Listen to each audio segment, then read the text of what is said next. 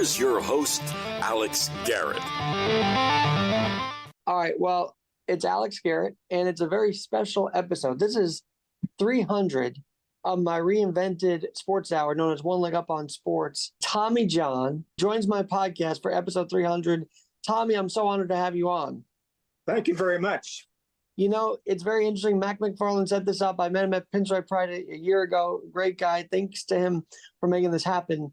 But I'm catching you right in October baseball. So I want to ask you first, postseason baseball, what does it mean to you, Tommy? Well, if I was playing in it, it would mean that I get more money. But back then, playing in October, what was that like for you? Yeah, it was fun. I bet. And I know that, you know, this is the 50th year in a very special, it's 50th year since your surgery. So 50 years later, I asked you this before, but do players still come to you for advice for after having the Tommy John surgery? They've never come to me for advice. And is that something you wish they would do more of, considering you're the first and obviously the name of the surgery is after you? Well, yeah, I would like to tell them, what to expect and all that. But, it's whatever they want to do, they can do. Take us inside, because of this 50th year, exactly what happened and how that surgery changed your motion, your pitching form and whatnot, and how you felt. Because I heard you went on to throw 250 innings the next year. Is that correct? 200 and some innings, I forget how many, 210. I just wanted to play baseball. I wanted to pitch. And this little bump in the road called a ruptured UCL threw me back just a little bit. But, it is what it is, and we go on about it and do what we have to do. I want to ask you about the guy that performed the surgery for you, Dr. Frank Jobe. Mm-hmm. How'd you stay in touch with him long after the surgery? Like, were you guys still close after you performed that on? Absolutely. And that friendship with Frank Jobe, tell us a little bit about it, who performed the surgery on you. He was an excellent surgeon, but he was a good guy. And when we talked about my surgery that he was going to do on me, it was more like father and son and not doctor-patient. He talked to me with compassion and with love and with caring. That's very special. And so that connection over the years you had with him had to mean a lot. It did. Absolutely did. Was he funny? Like, what was he like? What was his personality like? Obviously he got the job done, but what was his personality like too? He was just a good guy. He had a little humor. You've been in the headlines recently for, questions about why you're not in the Hall, and we'll get to that in a second. But for pitching today, does the pitch count drive you nuts? And does seeing young guys like, Skeens being taken out after 7 innings of 91 pitches, does that drive you crazy, especially during a no-hitter, to see that? I don't know. I don't watch baseball anymore because of stuff like that. Yeah. So it's completely turned you off from the sport, the whole mechanics of the pitching count and whatnot. Yeah, the pitch counts and the pitching coaches running out, wiping the guy's butt every time he covers first base and all. It's a wussy game now.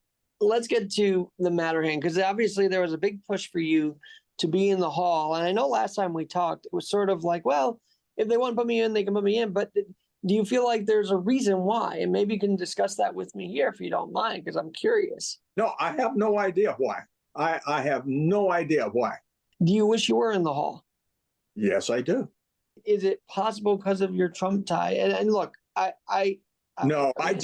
said that to be funny, and somebody ran with it. And when they started voting me into the Hall of Fame, Donald Trump wasn't in politics. And I just said that because it would tick some people off. And obviously it did. It struck a nerve for sure. I got to say, I believe they had a night for you, honoring you. What was that event like?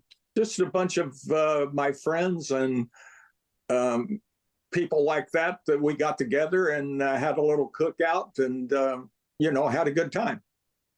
Do you ever keep in touch with your teammates? I have to ask that. No, I do not. And I know you have your podcast. So tell me a little bit about the Rubbing Elbows podcast. What do you guys, I know you have some big names on there. And are you still doing that even through your medical stuff that you're going through? Yeah, we're doing it, but I don't know when they're going to schedule me up again. But it's fun. And we just talk baseball and BS and all that. And it's fun. It's really fun. So you don't watch the game, but you like talking about the game. What's your favorite part to talk about? The memories on the mound, or what's your favorite part to reminisce about? My home runs. Speaking of teammates, any favorite memories with the guys that you want to share with me on the podcast today? Well, we just lost Louis Tiant. And Louis and I were together in the minor leagues. And we were good friends and played together. And you know, and then he passed away yesterday, I guess it was. But Louis was a super, super good guy. And good pitcher, too. Oh, absolutely. And he's another one that is beloved. Well, I was starting to tell you, you know, I think I told you this before, when we were down in spring training and you were sitting there outside the dugout, my dad and I reached over and you were kind of signed a book of wit. And I always remember that moment. You know, you have 288 wins. Talk about the mechanics, though, because obviously, you know, the mechanics after Tommy John, before, what were the differences? The same. Absolutely the same.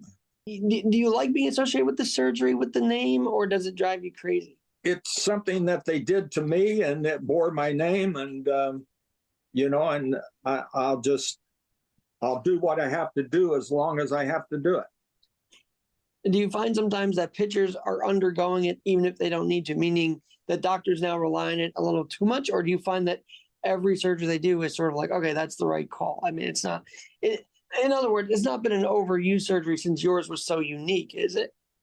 No, obviously I'm not a doctor, and I don't know what's going on. But no, it's if the guy has a torn ligament in his elbow, he's got to get it operated on. Tommy, since you're on the show, you actually played with the Dodgers in the World Series, and then you were on the Yankees in '81 in the World Series. Tell me about playing in the World Series first when the Dodgers in '77 and '78, and then as a Yankee. What was it like playing on both sides in the World Series? It was the World Series is good. A lot of pressure on you, and you had to pitch.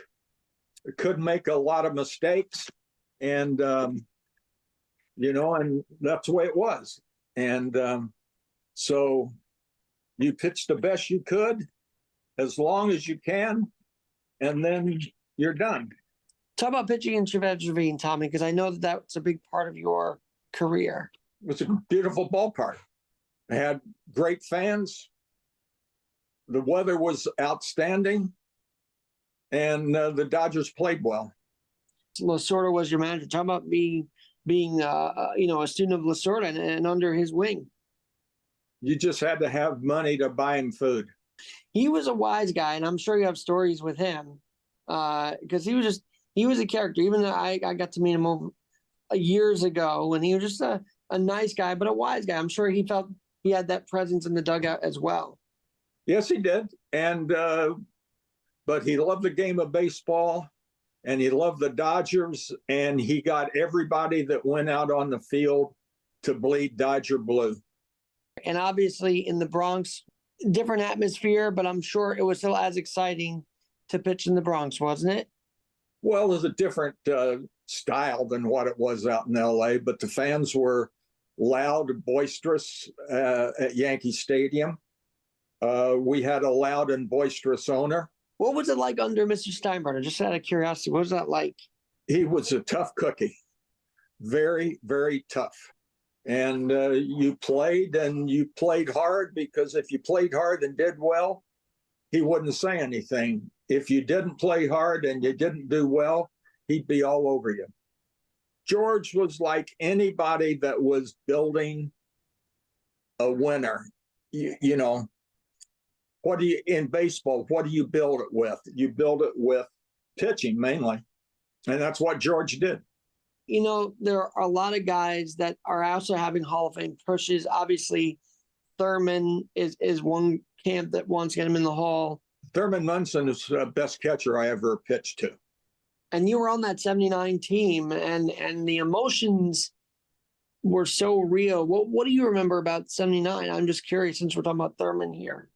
I remember that we flew to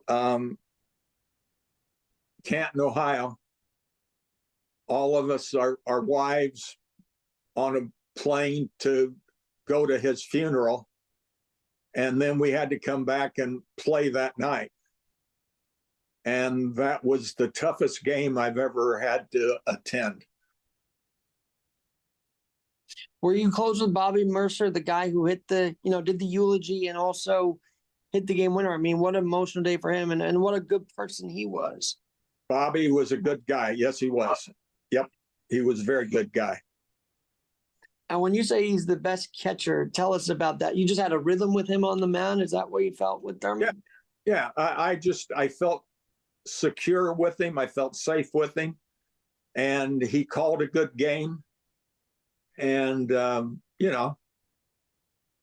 usually when a catcher calls a good game and the pitcher doesn't have to shake him off, he's pretty daggone good. What's your favorite part of being on that side, to be interviewed versus being the interviewer? Yes. Well, you want to be able to ask questions that the people out there listening will like. And you don't want the questions to be too namby-pamby, but you don't want them to be too hard either, And it was fun. I enjoyed it. At what point did you stop watching baseball? Because obviously you've been in the game forever. At what point did you stop actually watching it? When I got out. Could you tell when you got out that there was like a direction it was going that you didn't want to be seeing anymore? Or what was it like as you were leaving? Yeah, it was, it was just, it got too meticulous, too, I just, you play the game, you pitch as long as you can pitch, and then you go take a shower and go home. I hate to say baseball's become more corporate, but sometimes I feel that, Tommy. I really do. I feel like it's not about the kids' game anymore. Well, no, it's a kids' game played on the corporate level. That's what it is. Do you support your family in their little leagues? Because I hear that you are a big supporter of Little League Baseball and Mac's grandkids, you coach them a little bit too. Talk about that, giving back to the community in that way. If I'm involved with the team, I give it my 100%, and then I go home. Well, Tommy, thanks for joining me. This has been very special, and I will definitely love to have you back as things progress. And the Hall of Fame is always around the corner, it feels like. So we'll get you back on as the voting comes back on. You got it. Thank you, Tommy John, for joining One Leg Up with Alex Garrett.